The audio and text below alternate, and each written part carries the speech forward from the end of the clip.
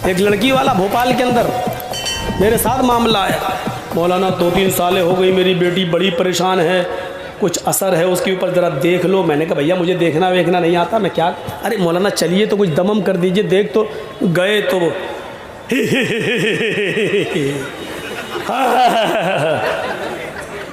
मैंने कहा यार ये तो बड़ी आंखें फाड़ रही है, कहीं कच्चा ना चबा जाए।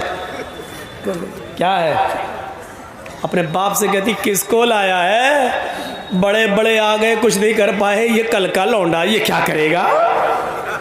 मैंने कहा यार ये तो अभी सुना रही है उल्टी सीधी। मैंने भी एक अंधेरे में तीर मारा, मालूम तो था नहीं लेकिन अंधेरे में तीर मारा। मैंने कहा यहाँ अपनी कमज़ोरी साबित मत करो।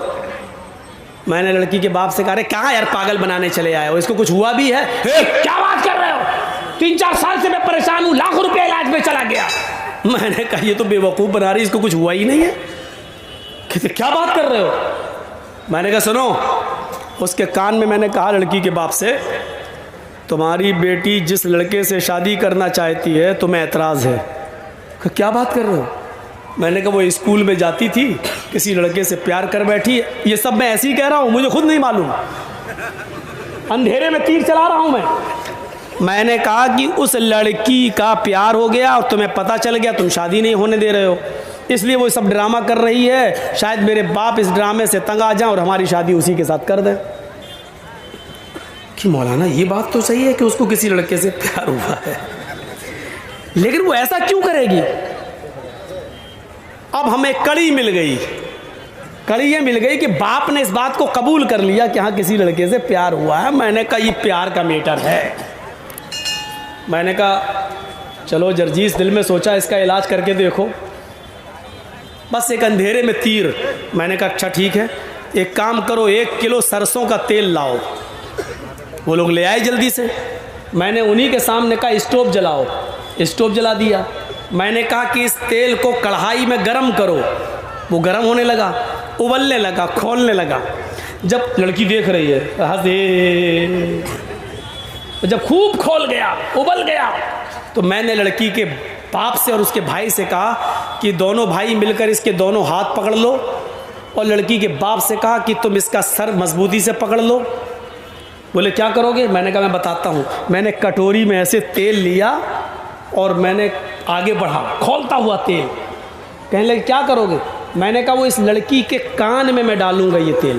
बोले क्यों। मैंने कहा जो शैतान इसके अंदर घुसा हुआ है वो कान और आंख के रास्ते से अभी निकल के भागता, तुम देखिएगा। मैं इस लड़की के कान में डालता हूँ ये तेल, खोलता हूँ, पकड़ो कस के। जैसे हम लेके आगे बढ़े, हमने कहा पकड़ो पकड़ो। हमने कहा इस लड़की को कुछ नहीं होगा, वो जिन्नात भागेगा जो इसके अंदर है, पकड़ो। उन लोगों ने मजबूती से पकड़ा और जैसे ही मैं करीब गया वो कहती ए मौलवी क्या कर रहा, मुझे कुछ नहीं हुआ, मुझे कुछ नहीं हुआ। अबे मेरे कान फाड़ेगा, मेरे पर्दे फाड़ेगा, अरे मुझे कुछ नहीं हुआ। मैंने कहा देखो ये तो कह रही कुछ नहीं हुआ। मैंने कहा बता कब से बेवकूफ़ बना रही है, अपने आप सब कह। मैंने जल्दी बता नहीं तो अभी 3 साल से। क्यों, हमारी शादी नहीं होने दे रहे हैं वहाँ।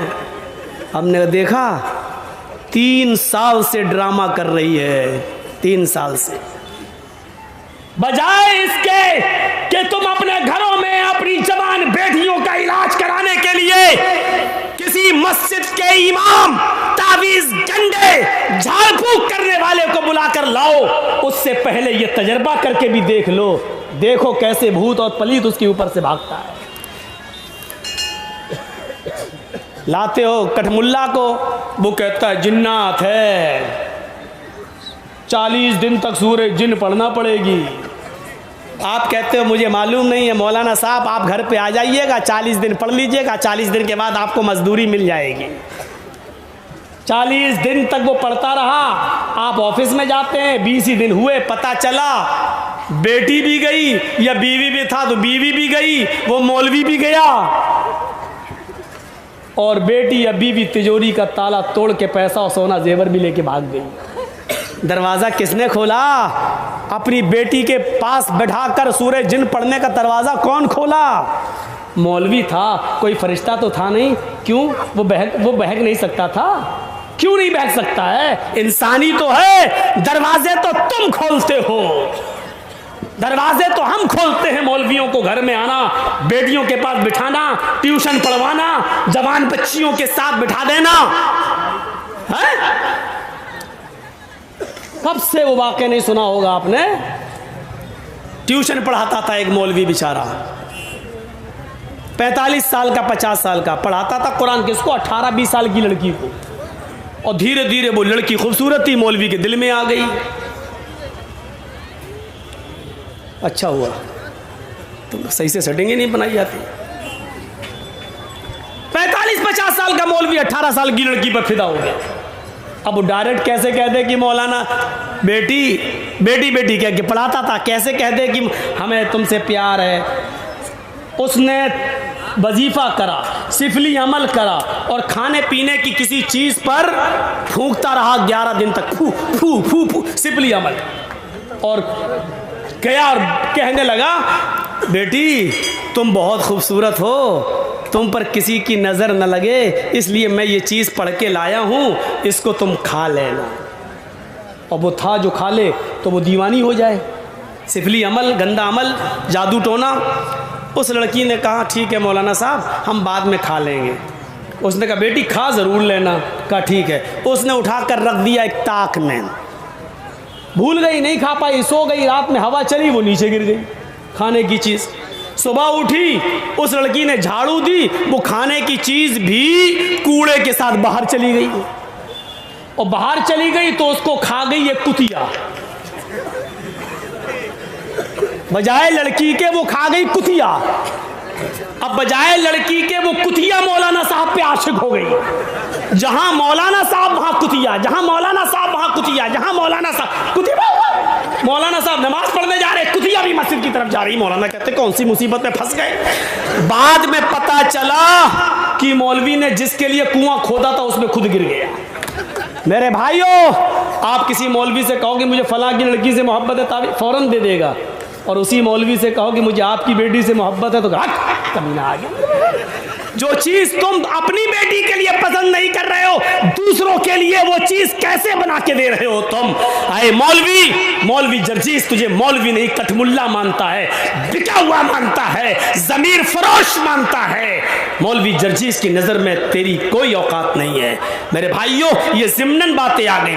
तो वला यारिफु मिन्ना हत्ता जलसा इला नबी सल्लल्लाहु अलैहि वसल्लम फासनदा रुकबतई इला रुकबतई व वज़ा कफ़ई इला फ़ख़िज़ई वक़ाला या मुहम्मद अख़बिरनी अनिल इस्लाम। अपने दोनों हाथों को अल्लाह के नबी की दोनों रान पर रख लिया और कहने लगा, आए मोहम्मद सल्लल्लाहु अलैहि वसल्लम मुझे बताइए इस्लाम किसे कहते हैं, इस्लाम क्या है? क़ाल अल इस्लामु अन तशहदा अल्ला इलाहा इल्लल्लाह। अल्लाह के नबी फरमाते हैं इस्लाम यह है, इस बात की गवाही दो कि अल्लाह के अलावा कोई माबूद नहीं। इस बात की गवाही दो कि अल्लाह के अलावा कोई माबूद नहीं, कोई पूजा योग्य नहीं।